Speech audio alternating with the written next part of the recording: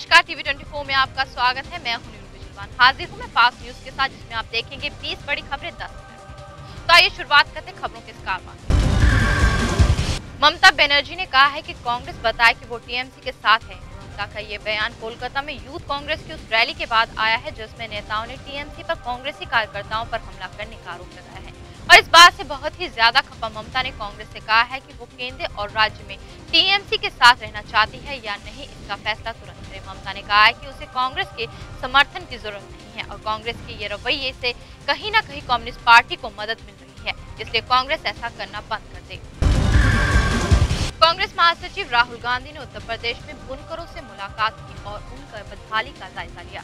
और इस दौरान उन्होंने उद्योग और कपड़ा मंत्री को एक चिट्ठी लिखी और कहा कि बुनकरों को 3 करोड़ की कर्ज माफी का जो वायदा सरकार ने किया था उसे पूरा करे। राहुल गांधी ने चिट्ठी मिलते लिखा है कि उन्होंने खुद जाकर बुनकरों से मुलाकात की है और इस दौरान पाया कि बुनकर अब भी बदहाली में जीने को मजबूर है। राहुल गांधी ने चिट्ठी में ये भी लिखा है कि इन बुनकरों को हथकरघा मुहैया जाए और आसानी से कर्ज दिलाने का इंतजाम किया जाए, तभी बुनकर इस बदहाल स्थिति से उबर सकते हैं। उत्तर प्रदेश में अगले साल होने वाले चुनावों के मद्देनजर सपा और बसपा के साथ साथ अब कांग्रेस ने भी अपना चुनावी समीकरण का जाल बिछाना शुरू कर दिया है। अब तक जिन 213 उम्मीदवारों को टिकट दिए गए हैं, उनमें से 55 ओबीसी और 57 दलित और 26 मुसलमानों को टिकट दिए गए हैं। सूची में कई महिलाएं भी शामिल हैं। इस बार कांग्रेस पार्टी ने कई दलितों को जनरल से लड़ाने का फैसला किया है। कांग्रेस ने सबसे ज्यादा जोर ही पिछड़े वर्ग पर जोर दिया है। कांग्रेस ने सामाजिक आंदोलनों से जुड़े लोगों को भी उम्मीदवार बनाया है। कृषि मंत्री जयराम रमेश ने उत्तर प्रदेश की मुख्यमंत्री मायावती के खिलाफ सीबीआई जांच कराने की मांग की है। मंत्रालय में राज्य मंत्री प्रदीप जैन ने जयराम रमेश की मौजूदगी में कहा कि माया के राज में भ्रष्टाचार ने हद पार कर दी है और उन्हें नरेगा में हुए घोटालों पर सीबीआई जांच बिठानी चाहिए। जयराम रमेश ने मायावती को एक हफ्ते के अंदर तीसरी चिट्ठी लिखी थी और जिसमें यूपी के 7 जिलों में नरेगा में हुए भ्रष्टाचार का सारा ब्यौरा दिया गया था। गौरतलब है कि कृषि मंत्रालय माया के खिलाफ भ्रष्टाचार में दस्तावेज खंगालने में लगा रहा है ताकि यूपी चुनाव से पहले ही मायावती का पर्दाफाश किया जा सके।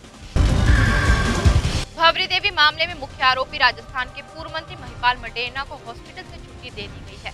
भवरी देवी मामले में सीबीआई ने मडेरना से पूछताछ की थी, जिसके बाद मडेरना ने सीने में दर्द की शिकायत की और जिसके चलते उन्हें मथुरादास माथुर हॉस्पिटल में भर्ती करवाया गया था। डॉक्टर्स ने मडेरना को घर पर रहने और लगातार इलाज की सलाह दी है। भवरी देवी केस में मडेरना से सीबीआई फिर से पूछताछ कर सकती है और शायद इस दौरान उन्हें गिरफ्तार भी किया जा सकता है। बीजेपी के वरिष्ठ नेता लालकृष्ण वानी की जन चेतना यात्रा इन दिनों उत्तराखंड में हल्द्वानी में अपनी रैली के दौरान लालकृष्ण वानी ने कहा कि आने वाले सांसद के शीतकालीन सत्र में बीजेपी महंगाई, भ्रष्टाचार और विदेशों में जमा काले धन के मुद्दे उठाएगी। अडवाणी ने कहा कि स्विट्जरलैंड की बैंकों में 25 करोड़ लाख से भी ज्यादा काला धन जमा है और हम इस काले धन के मुद्दे पर ज्यादा जोर देंगे। भ्रष्टाचार के खिलाफ बीजेपी के वरिष्ठ नेता लालकृष्ण वानी की जन चेतना यात्रा जगह जगह विरोध का सामना कर रही है। उत्तराखंड के हल्द्वानी में जन चेतना यात्रा के पहुंचने पर वहां पर यूथ कांग्रेस के कार्यकर्ताओं ने अडवाणी की यात्रा का कड़ा विरोध किया और काले झंडे भी दिखाए गए। इन कार्यकर्ताओं को पुलिस ने हिरासत में ले लिया है। विरोध के दौरान इन कार्यकर्ताओं के हाथों में काले झंडे थे और इनकी मांग थी कि पहले उत्तराखंड के पूर्व मुख्यमंत्री रमेश पोखरियाल निशंक के भ्रष्टाचार की जांच करवाए, उसके बाद भ्रष्टाचार मिटाने की बात करें। कैश फॉर वोट मामले में बीजेपी केंद्र सरकार पर हमले तेज करने की सोच रही है। बीजेपी ने योजनाबद्ध तरीके से इस मामले को सबके सामने लाने वाले अपने सांसदों एल.के. आडवाणी, सुशील कुलकर्णी, पूर्व सांसद भगत सिंह कुरस्ते और महावीर बोहरा को सम्मानित करने का फैसला किया है। सांसद अशोक अरगाल को भी बीजेपी हेडक्वार्टर में पार्टी अध्यक्ष नितिन गडकरी द्वारा सम्मानित किया जाएगा। इन लोगों पर कैश फॉर वोट मामले में सुनवाई कर रही दिल्ली हाईकोर्ट बेंच ने जमानत दी है। जमानत के बाद ये नेता इस मामले से जुड़े और जेल के अनुभव भी लोगों को बताएंगे, लेकिन अभी ये साफ नहीं हुआ है कि इस सीटिंग के अहम सूत्रधार सुशील हिंदुस्तानी को भी सम्मानित किया जाएगा कि नहीं। पूर्व टेलीकॉम मंत्री सुखराम को 15 साल पहले हुए मामले में दिल्ली हाईकोर्ट ने दोषी पाया है। सुखराम नरसिम्हा राव के समय में टेलीकॉम मंत्री थे। उन्हें अपने पद में गलत इस्तेमाल और एक कंपनी को लाभ पहुंचाने का दोषी पाया गया है। सुखराम पर भ्रष्टाचार निरोधक कानून और धारा 120B के तहत आरोप लगे थे। सुखराम को 5 साल की सजा सुना दी गई है। सीबीआई ने सुखराम के खिलाफ 1998 में चार्जशीट दाखिल की।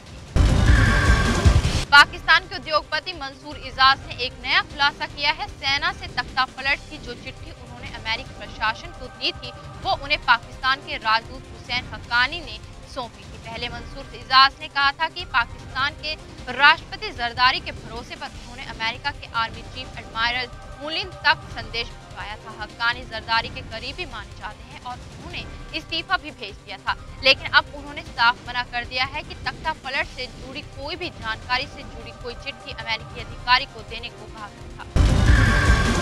पाकिस्तान के राष्ट्रपति Asif Ali Zardari Osama bin Laden की मौत के बाद इतना ज्यादा डर गए थे कि मुंबई हमले के आरोपियों को अमेरिका को सौंपने को तैयार हो गए थे।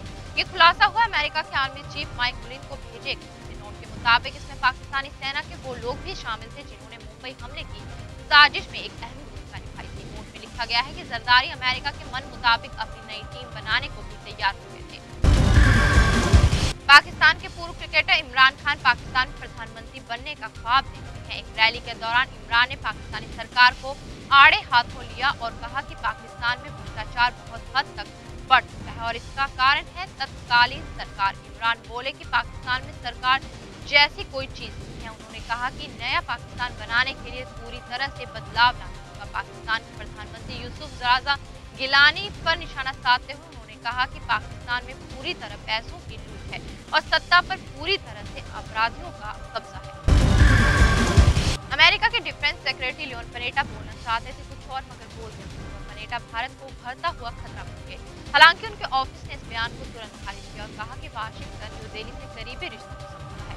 पनेटा एक लिखा हुआ नोट ढूंढ रहे थे जिसमें गलती से इंडिया लिखा हुआ था।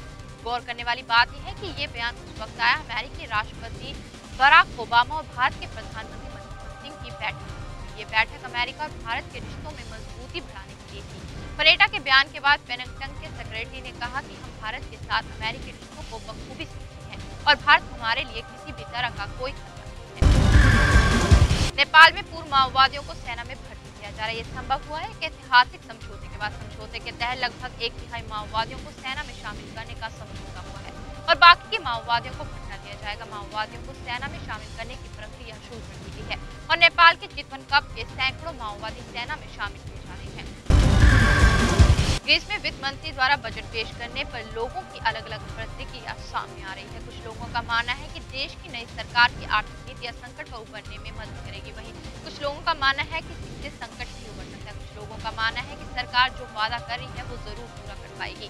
ग्रीस के प्रधानमंत्री लुकेर पर भरोसा जताते हुए कैब ड्राइवर संघ ने कहा है कि वो देश को जल्द ही आर्थिक संकट से उभरते हुए देखेंगे और देश को कर्ज में डूबने नहीं देंगे। सीरिया की राजधानी में सीरिया सरकार के खिलाफ जबरदस्त विरोध प्रदर्शन जारी है। राजधानी में शुक्रवार को जुम्मे की नमाज अदा करने के लिए भारी मात्रा में भीड़ इकट्ठी हुई।